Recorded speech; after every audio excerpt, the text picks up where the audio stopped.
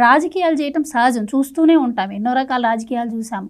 కానీ ప్రభుత్వం తరపు నుంచి ఏదైనా తప్పు జరిగినా కూడా ప్రతిపక్షాలకి అది ఎదురు మాట్లాడే హక్కు, ఎదిరించే హక్కు ప్రతిపక్షాలకు ఉంటుంది, వాటిని అడిగే హక్కు ఉంటుంది. కానీ అసలు ఈ వైసీపీని చూస్తుంటే అసలు ఎక్కడ రాజకీయం చేయాలి, ఏది రాజకీయం చేయాలి అన్నది కూడా అర్థం కాకుండా ఉందా అనిపిస్తోంది. ఇప్పటివరకు అందరూ అంటున్నట్టే ఎక్కడ తీసిపోనట్టు శవం కనిపిస్తే చాలు జగన్మోహన్ రెడ్డి వాలిపోతాడు అన్నదాన్ని నిజం చేస్తున్నారా అన్నట్టే ఉంది నిన్న అక్కడ జరిగిన పరిస్థితి.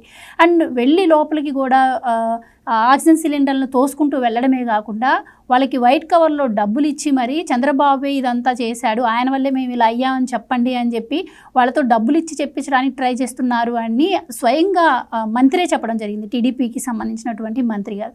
సో ఎలా చూడొచ్చు అంటారు? ఇంత నీచమైన రాజకీయాల కోసం అవసరం అంటారా? దీన్ని అసలు ప్రజలు గమనించట్లేదని వాళ్ళు అనుకుంటున్నారంటారా? మీకు నాకు అవసరం లేదండి, కానీ వాళ్ళకు అవసరం. ఎందుకంటే వాళ్ళు దిక్కుమొక్కు లేకుండా ఉన్నారు కదా. ఇవాళ వైసీపీ అనేది ఒక చెల్లాచెదురైపోయిన పార్టీ. ఇప్పుడు జగన్మోహన్ రెడ్డికి ఎవ్వరూ లేరు. ఈ ఉన్నది ఎవరు? ఈ రోజా పక్కన ఒక 2-3 ఉన్నారంతే. అంటే అవసరానికి వీళ్ళని తెచ్చుకుంటూ ఉంటాడు. అసలు మీరు అన్నారు చూడండి, అసలు ఫస్ట్ ప్రతిపక్షానికి అడిగే హక్కు ఉందా అనేది ముందు మనం క్వశ్చన్ వేసుకుందాం. ఇప్పుడు ప్రతిపక్షం చేయాల్సిన పాత్ర ఏంటి, వాళ్ళు పోషించాల్సిన పాత్ర ఏంటి? ఒకవేళ ప్రభుత్వం తప్పు చేస్తే దాన్ని పద్ధతిగా అడగాలి. ఓకే, తప్పు జరిగింది, దాన్ని ఇలా రచ్చ చేసి అదేదో గుండాగిరిలాగా ఈవిడ ఏంటిది కొంగు బిగించేసి రోజా గారు నువ్వైనా యుద్ధానికి వెళ్తున్నావు, అక్కడ ఉన్నది పేషెంట్స్ అమ్మా, చాలు మీ వల్ల వాళ్ళు చచ్చింది చాలు 5 ఏళ్ళు, కొత్తగా మళ్ళీ చంపుతావా? ఇదే వైసీపీ రుయా హాస్పిటల్లో 13 మంది ఆక్సిజన్ లేక చచ్చిపోతే ఏం చేశారండి? అన్నమయ్య ప్రాజెక్ట్ కొట్టుకుపోయినప్పుడు 42 మంది జలసమాధి అయిపోతే ఎప్పుడు వెళ్ళాడు జగన్మోహన్ రెడ్డి? 5-6 రోజులు అయ్యాక దాని మీద స్పందించాడు. గుర్తుందా? పెద్ద లిస్ట్ ఉంది మన దగ్గర. ఎగ్జాక్ట్లీ. ఆక్సిజన్ అందకపోతే పిల్లలకి, తర్వాత ఇది కచ్చనూరు బోటు ప్రమాదం, మళ్ళీ తాగే నీరులో కలుషిత నీరు తాగి వాళ్ళు, ఇలా చెప్పుకుంటూ వెళ్తే పెద్ద లిస్ట్ ఉందండి. మీరు మిమ్మల్ని మీరు ఒకసారి వెరిఫై చేసుకోండి. మీ హయాంలో ఏం జరిగాయి, మీరు ఎలా అసలు దానికి స్పందించారు?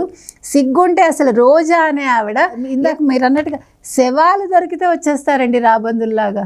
శవ రాజకీయం చేయడానికే వైసీపీ ఉంది, ముఖ్యంగా జగన్మోహన్ రెడ్డి, రోజా ఉన్నారు.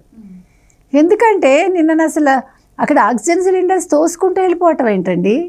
వాళ్ళు పేషెంట్స్, వాళ్ళు ఏమైనా యుద్ధానికి వెళ్తున్నారు అరుచుకుంటూ వెళ్ళటానికి? యుద్ధంలో కూడా ముందు అరవరు. మనం కనుక గమనించామంటే ఫస్ట్ మామూలు సాఫీగానే ఉంటుంది అది వెళ్ళేటప్పుడు, తరువాత అరుపులు కేకలు ఎప్పుడు వస్తే నిజంగా యుద్ధం జరిగినప్పుడు. మీరు స్విమ్స్ ఆసుపత్రిలోకి వెళ్తున్నారు చెప్పాలంటే, అక్కడ పేషెంట్స్ ఉన్నారమ్మా, ముందు మీ అరుపులకి కేకలకి అక్కడ ఎంతమంది చచ్చిపోయారో చూడాలి ముందు. అప్పుడు దానికి మరి మీరు ఎవరు సమాధానం చెప్తారో, ఎవరిని అరెస్ట్ చేయాలో మీరు చెప్పాలి. అప్పుడు ఇంకొక మాట అన్నారు మీరు, కవర్లు ఇచ్చి కవరేజ్ అనేది మనం విన్నాము. సో ఇవాళ నిన్న వాళ్ళు డబ్బులు కవర్లు ఇచ్చి మీరు చెప్పండి చంద్రబాబు నాయుడే చేయించాడు, మీరు చెప్పండి పవన్ కళ్యాణే చేయించాడు, మీరు చెప్పండి టీటీడీ చైర్మనే చేయించాడు. అది పట్టుబడ్డారు కదా వాళ్ళు ఎంత సిగ్గు లేకుండా కెమెరాలకు చిక్కారంటే. ఇంకా వాళ్ళు ఇవాళ కనుక వాళ్ళు నోరు విప్పి మాట్లాడారంటే వాళ్ళు మనుషులు కాదండి. ఇంకా అసలు ఇది పులులు సింహాలు ఎందుకండి వాళ్ళతో పోల్చుకోవడం?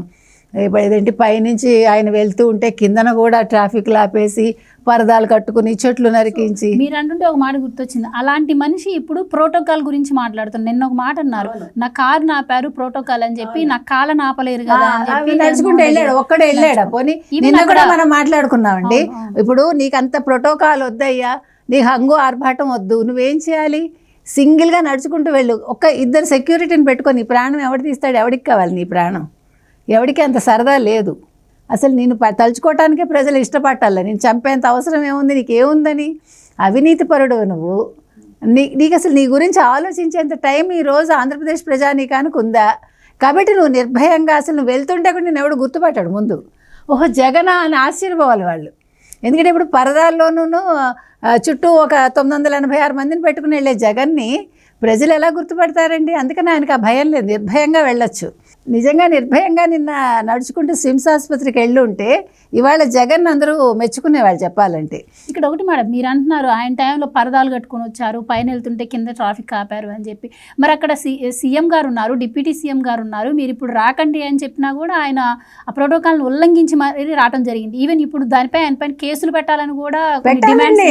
ఇప్పుడు నిన్న పవన్ కళ్యాణ్ గారు ప్రెస్ మీట్ నడుస్తోందండి, ఈయన మధ్యలో వచ్చేసి ఈయన వల్ల కదా అక్కడ ఆయన అభిమానులు జై పవన్ ఏదో అరిచారు.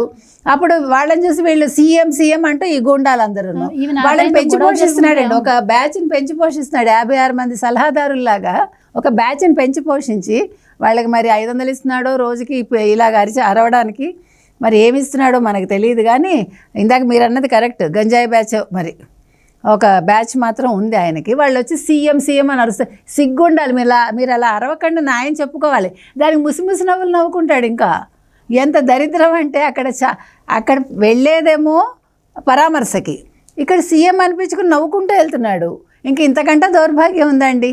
అసలు జగన్మోహన్ రెడ్డి గురించి మనం మాట్లాడుకోవాల్సి రావడం అంత దౌర్భాగ్యం మనకి లేదు. ఇంకోదాకా సీఎంగానే ఏడ్చాడు కదా ఆ కూర్చొని. ఇప్పుడు సీఎం అని, ఇప్పుడు ఎవరన్నా కొత్తగా రాజకీయాల్లోకి వచ్చిన వాడు సీఎం సీఎం అని అర్పించుకుంటే సరదా పడ్డాళ్లే అని మనం కూడా ఊరుకోవచ్చు. నిన్నటిదాకా అదే కుర్చీలో ఏడ్చావు కదా. అదే కుర్చీలో ఉన్నా ఆయనకు విలువ లేదు కదా, అది బాధ. ఇప్పుడు చంద్రబాబు నాయుడు గారికి ఉండే విలువ ఆయనకుందా, పవన్ కళ్యాణ్కి ఉండే విలువ ఆయనకుందా, అది ఆయన బాధ. అందుకని అది మళ్ళీ అనిపించుకునేదో అదేదో చెప్తారు చూడండి, ఏదో ఆనందం పొందుతున్నాడు ఆయన, అంతే. Please subscribe to Leo news for more videos.